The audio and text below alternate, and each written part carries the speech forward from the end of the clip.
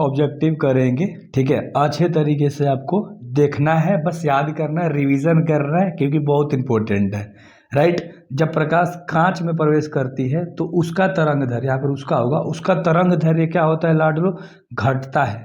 याद रखो, प्रकाश कहाँ घुसती है, कांच में घुसती है। तो अच्छे से याद रख लेना। ऐसे भी अपने भी भाषा में कुछ कुछ चीज़ें याद किया करो, याद होगा। अगला सवाल के ऊपर हम लोग चलते हैं, जो कि दूसरा नंबर का सवाल है। दूसरा नंबर सवाल है कि समतल दर्पण की वक्रता त्रिज्या होती है।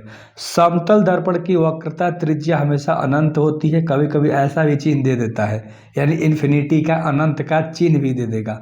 तो अच्छे से याद रखना, ठीक है। एक एक पॉइंट जब आप याद रखोगे आपको हर चीज़ याद होगा, और बस केवल आप अगर देखोगे ना हर चीज़ याद होगा। और सारा का सारा इम्पोर्टेंट है, सारा का सारा इम्पोर्टेंट है भैया। लेंस की क्षमता का एसआई मात्रक क्या होता है, लेंस का डायोप्टर होता है। बस एक वर्ड में याद रख लो, क्या होता है, डायोप्टर होता है। लेंस का एसआई यूनिट और एसआई मात्रक पूछेगा तो डायोप्टर होता है। क्लियर है। अगला सवाल के ऊपर पढ़ते हैं। चौथा नंबर का सवाल हम लोग देखेंगे, और चौथा नंबर सवाल कर रहा है कि क्लैंडिंग का अपवर्तनांक क्रोड के अपवर्तनांक से होता है। तो जो अपवर्तनांक होता है वो हमेशा कम होता है, क्या होता है, लेस होता है। क्लियर है ना। अच्छे से ये क्वेश्चन याद होना चाहिए कि क्लैडिंग का अपवर्तनांक क्रोड के अपवर्तनांक से कम होता है ना। इस तरह से डिफरेंशिएशन के तौर पे भी आप याद रख सकते हो सारी चीज़ें में, अच्छे से याद रख लेना। चलो अगला है कि दीर्घ दृष्टि दोष में व्यवहार किया गया लेंस होता है। तो दीर्घ दृष्टि दोष में लेंस पूछ रहा है कि कौन सा लेंस यूज होता है, सिंपल भाषा में तो उत्तल होता है। क्लियर है ना, कौन सा, कॉन्वेक्स लेंस। क्लियर है। अगले सवाल के ऊपर हम लोग बात करते हैं, ठीक है।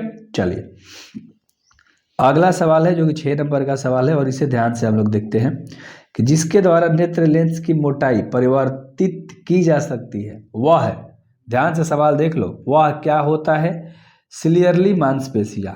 क्लियर है ना, सिलियरली मसल्स जिसको हम लोग बोलते हैं।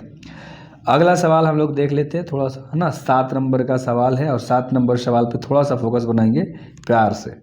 पानी के अंदर हवा का एक बुलबुला किस लेंस की तरह व्यवहार करता है। पानी के अंदर कह रहा है तो अवतल लेंस की तरह व्यवहार करता है, लाइक अ कॉनकेव लेंस, ठीक है, like a concave lens. And अगला सवाल करेंगे। अगला सवाल कह रहा है कि एक उत्तल लेंस को पानी में डुबा दिया जाता है तो उसकी जो क्षमता है, समझो उसकी जो क्षमता वो क्या होती है, घट जाती है, यानी कि ठीक है, डिक्रीज हो जाती है ना। एक उत्तल लेंस को पानी में डुबाया जाता है तो उसकी जो क्षमता होती है वो घट जाती है ना। ये सारे के सारे भी आई हैं, ये सवाल तो बहुत ज़्यादा इंपॉर्टेंट है। अगला सवाल के ऊपर बात करेंगे जो कि 9 नंबर का सवाल है। खगोलीय दूरदर्शन में अंतिम प्रतिबिंब होता है, तो होता है काल्पनिक और उल्टा, जिसको वर्चुअल एंड इन्वर्टेड बोलते हैं। क्लियर है। सी नंबर का ऑप्शन तुम्हारा सही है, सी नंबर का ऑप्शन आपका राइट होगा, ठीक है।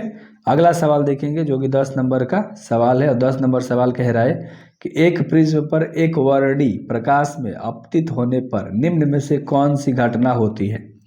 तो जो घटना होती है वो होती है विचलन। बी नंबर का ऑप्शन तुम्हारा सही है। वो घटना क्या कहलाती है, जिसको हम बोलते हैं डेविएशन, इंग्लिश में क्या बोलते हैं, डेविएशन बोलते हैं इंग्लिश में। क्लियर है। अगला सवाल हम लोग करेंगे जो कि 11 नंबर का सवाल है। प्रकाश के रंग का कारण, प्रकाश के रंग का जो कारण है वो क्या होता है, तरंग दैर्घ्य होता है, इट्स वेवलेंथ। क्लियर है। ए नंबर का ऑप्शन तुम्हारा बिल्कुल राइट होगा, ए नंबर का ऑप्शन तुम्हारा बिल्कुल राइट होगा। एंड अगला सवाल है कि ध्रुवित प्रकाश उत्पन्न करने के लिए किसको प्रयुक्त किया जाता है। तो ध्रुवित प्रकाश को उत्पन्न करने के लिए समझो, है ना, इसमें से क्या हो जाएगा, राइट आंसर देख लो, ऑप्शन हो जाएगा निकल प्रिज्म। क्या होगा, निकल प्रिज्म होगा, ठीक। अगला सवाल कर लेते हैं जो कि 13 नंबर का सवाल है। एक पतले फिल्म के रंग का कारण क्या होता है, एक पतले फिल्म के रंग का कारण क्या होता है, तो होता है व्यक्तीकरण। बी नंबर का ऑप्शन सही है, जिसको हम बोलते हैं इंटरफेरेंस। क्या बोलते हैं इंग्लिश में, इंटरफेरेंस बोलते हैं। अगला सवाल करेंगे 14 नंबर, कह रहा है कि हाइड्रोजन बम किस सिद्धांत पर आधारित है। हाइड्रोजन बम किस सिद्धांत पर आधारित है, तो नाभिकीय संलयन पे, जिसको बोलते हैं न्यूक्लियर फ्यूजन। क्या बोलते हैं, न्यूक्लियर फ्यूजन, ठीक है। तो ए नंबर का ऑप्शन इसका राइट होगा, और ये सवाल बहुत ज़्यादा इंपॉर्टेंट है, इसे जरूर कर लेना, अभी याद करके चलो, अभी अभी याद होना चाहिए ये सवाल, क्योंकि ये सवाल बहुत इंपॉर्टेंट है। अगला सवाल कर लेते हैं 15 नंबर। सवाल कह रहा है कि सूर्य की ऊर्जा का कारण क्या होता है।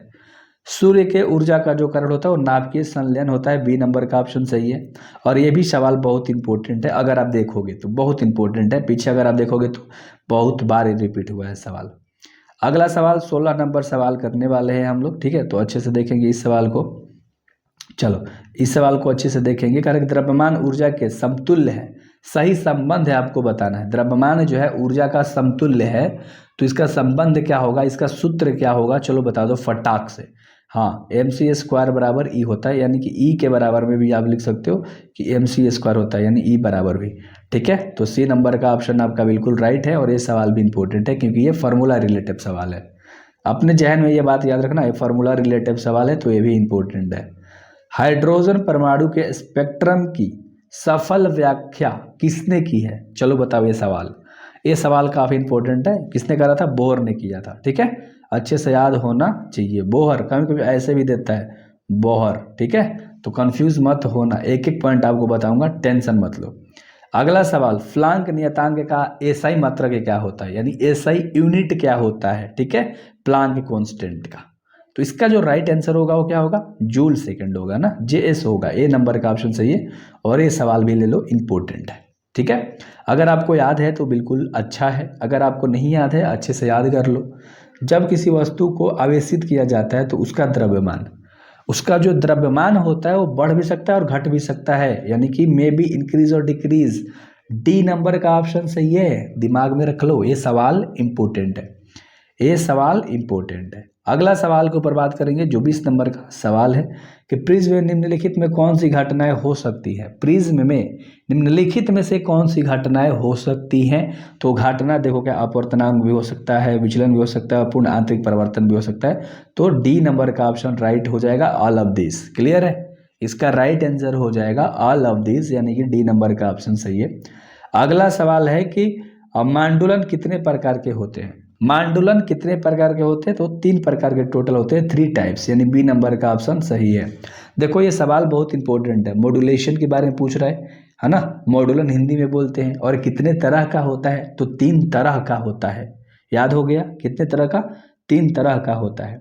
अगला सवाल देख लो, NAND में एंड गेट के साथ गेट होता है। देखो सिंपल है, NAND में एंड गेट के साथ और भी कौन से गेट होते हैं, ऐसे सवाल को याद करो। ठीक है, तो 2 गेट दे रखा है, तीसरा पूछ रहा है कि कौन होगा, तो नॉट होता है, NOT होता है।